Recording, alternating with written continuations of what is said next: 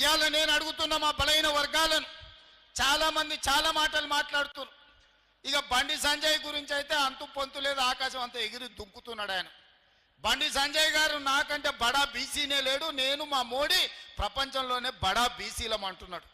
బడా బీసీలైన మోడీని, బండి సంజయ్ నేను అడుగుతున్నా, 12 ఏళ్ల నుంచి మీరే కదా ప్రధానమంత్రి, మీ ప్రభుత్వం ఉంది కదా, ఎందుకు 2021లో జనగణన చెయ్యలేదు, జనగణనలో కులగణన ఎందుకు చేర్చలేదని నేను బండి సంజయ్ని, మోడీ గారిని నేను అడుగుతున్నా. ఇవాళ ఇక్కడ ఉన్న ఈ సమావేశాన్ని చూస్తున్న మా బలైన వర్గాల మిత్రులను నేను అడుగుతున్నా, మీరు గుండెల మీద చేసుకొని చెప్పండి, 100 ఏళ్ల నుంచి మీ కులగణన జరగకపోతే మీ సోదరుడు రేవంత్ రెడ్డి ముఖ్యమంత్రి అయిన తర్వాత నెల రోజుల్లోనే మీ 100 ఏళ్ల సమస్యను సంవత్సరం లోపల ఇవాళ కులగణన చేసి లెక్కలు మీ ముందల పెట్టినా లేదా? నిజం చెప్పండి. మీ కులగణన 100 ఏళ్ల సమస్యను నేను పరిష్కరిస్తే నాకు ఓటేయండి, 12 ఏళ్ల బండి సంజయ్ మోడీ పరిష్కరిస్తే మోడీకి ఓటేయండి అని చెప్పి మా బీసీ సోదరులను నేను అడుగుతున్నా. ఇవాళ లెక్కలు తేల్చి మీకోసం అందరితో నేను కొట్లాడుతున్నా. తేల్చిన లెక్కలు తప్పని, మనం వండుకున్న అన్నంలో ఉప్పేసి తినకుండా చేయాలని బీజేపీ వాళ్ళు చేస్తున్న కుట్రను మీరు అర్థం చేసుకోండి అని మా బలైన వర్గాల సోదరులను అడుగుతున్నా. లెక్కలు తప్పున్నాయి అంటారు. బండి సంజయ్ కిషన్ రెడ్డి నేను సూటిగా అడుగుతున్నా, నేను లెక్క కట్టిన బలహీన వర్గాల లెక్క తప్పైతే తప్పెక్కడుందో ఎత్తి చూపించండి. తప్పని సొల్లువాగుడు వాగుడు కాదు. ఈ ఫలానా దగ్గర ఫలానా బ్లాక్లో ఫలానా ఊర్లో మీరు చేసిన లెక్క తప్పు, ఈడ బీసీలు ఉంటే బీసీలను ఓసీలలో కలిపిరు, లేకపోతే ఓసీలు ఉంటే తీసుకెళ్ళి ఎస్సీలలో కలిపిరు అని మేము చేసిన లెక్క తప్పు ఉంటే మీరు లెక్క చూపియండి. సొల్లు మాటలు మాట్లాడి వేదిక మీద నుంచి ప్రజల్ని తప్పుదోవ పట్టించి ఇలా పక్కాగా లెక్క కట్టిన కులగణను తప్పంటే రేపు బలహీన వర్గాలకే తీరని నష్టం జరుగుతుంది. సమగ్ర కుటుంబ సర్వేనను చిత్తు కాగితాన్ని తీసుకొచ్చి వాళ్ళ లెక్కలు చూపిస్తారు. సమగ్ర కుటుంబ సర్వే 12 గంటలలో చంద్రశేఖరరావు చేసి ఇదే సొక్కమైన లెక్క అని ఆయన చెప్తుండు. ఆ సొక్కమైన లెక్కలు ఆయన చెప్పింది ఎంత అంటే బీసీల లెక్క 51%. కానీ పక్కా లెక్క కట్టిన నేను ఇవాళ 56.33% అని బీసీల లెక్క తేల్చింది నేను. ఇది పెరిగినట్ట తగ్గినట్ట మా బీసీ సోదరులు ఆలోచన చేయాలి. మా జర్నలిస్టు మిత్రులు ఉన్నారు చాలా వరకు, అందులో కూడా బలైన వర్గాలు ఉన్నారు. మీరు లెక్కలు చూడండి, నా లెక్క కరెక్టా, నేను పెంచినా, నేను చేస్తే లెక్క కడితే పెరిగిందా తగ్గిందా మీరు లెక్క చెప్పండి. చంద్రశేఖరరావు కట్టిన లెక్కలలో 21% ఓసీలు అన్నాడు. నేను కట్టిన లెక్కల్లో 15.29% ఓసీలు అని లెక్క తేలింది. ఇవాళ పెరిగినట తగ్గినట. ఎస్సీలో ఆయన 18% అన్నాడు. నేను పక్కా లెక్క చేసి 17.45% అని తేల్చిన. ఆయన ఎస్టీలు 10% అంటే నేను ఇవాళ లెక్క కట్టి 10.08% అని నేను కట్టిన. మైనారిటీల లెక్కనే లేదు ఆయన దాంట్లో.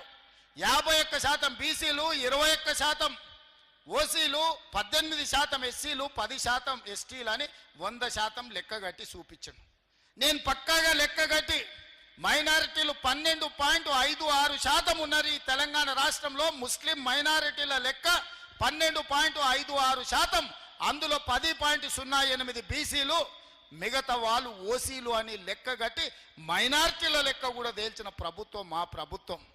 బండి సంజయ్ అంటుండు బీసీలను మైనారిటీలను తెచ్చి బీసీలలో ఎట్లా కలుపుతారని.